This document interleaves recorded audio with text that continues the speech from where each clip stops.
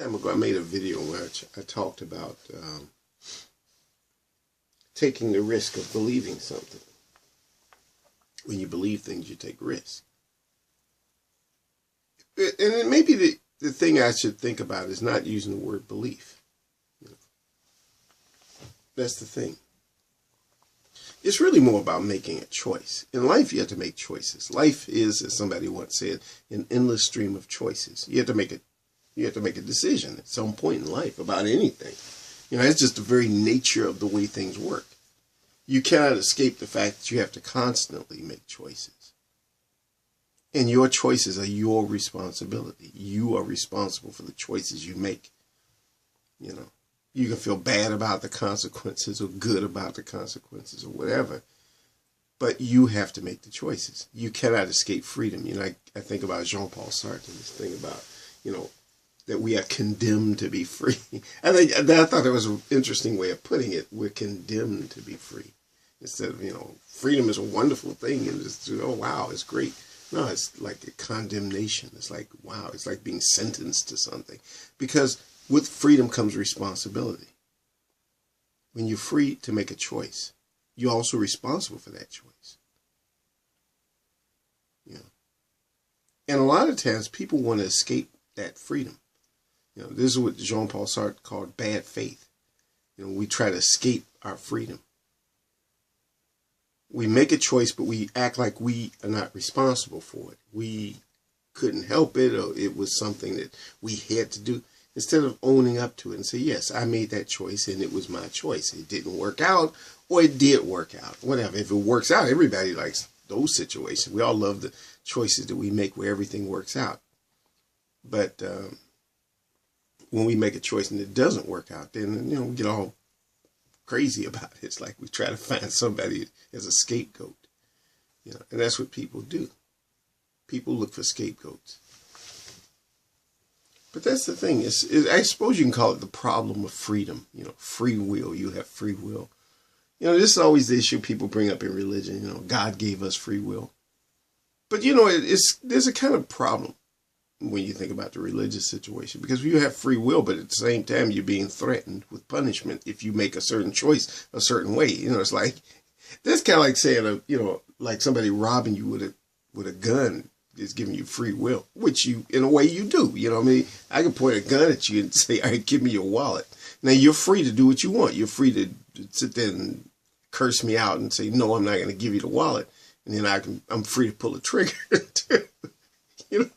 There's like total freedom all over the place. But you know what's going to happen. You kind of work it out in your mind and think about the consequences of what would happen if you acted one way as opposed to another. And I guess you could say it's freedom, but, that's not what we really think of when we think of freedom, because you're under duress. You're being basically threatened that something's going to happen if you make one particular choice over another. But when we think of free will, we think of something like where you can make a choice and it's your choice, and whatever consequences happen are going to happen because that's just naturally the way it works. I'm free, for example, to take my medicines or not take them. But if I don't take them, I'm going to have certain consequences. And if I do take them, there's certain other things that are going to happen. I'm going to get certain benefits to it.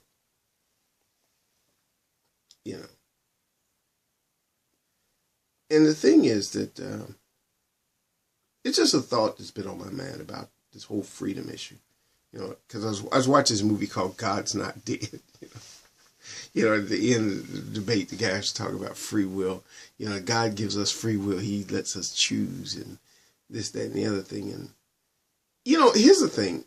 I'm not an atheist. I've said this before, but I have a lot of questions about things in religion. I'm kind of like I probably fit in this category called a skeptical believer. It's like a contradiction in terms, I know. But I'm a believer, but I'm skeptical too at the same time. I'm doubtful of people's explanations about things. I think there are a lot of things that people just don't know, And instead of saying, I really don't know, it's a mystery.